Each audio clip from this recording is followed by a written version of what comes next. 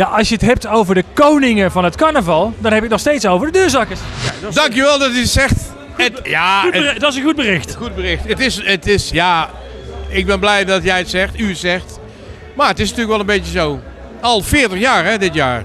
Nou, een jubileumfeest. Wij hebben een heel leuk idee waar we nog niets over kunnen vertellen. Dat zou zijn beslag moeten krijgen in 2015, begin 2015. Wij gaan niet een traditioneel, we hebben erover nagedacht natuurlijk. Moeten wij een groot feest gaan organiseren, collega's uit gaan nodigen. Maar ja, dat gebeurt al zoveel, dat soort dingen. Dat gaan we denk ik niet doen. Het moet bij ons spontaan opkomen en we hebben een idee en dan zeggen we dit is het en dat gaan we doen. Dus we kunnen daar niets over vertellen, maar er gaat wel iets gebeuren, denken we. Het idee is er en we hebben daar een club voor benaderd en de combi bedacht, enzovoort. Maar die moeten daarover vergaderen of ze mee willen doen. En als ze dus zeggen, dat doen we. Ja, dan hebben we het over het idee 40 jaar na Zakkers Lekker Door. En dan moet je een beetje voorstellen.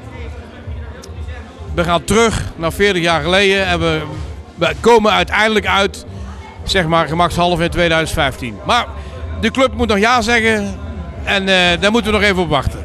Maar we beloven, zodra er iets meer bekend is TV Oranje number 1 die het weet.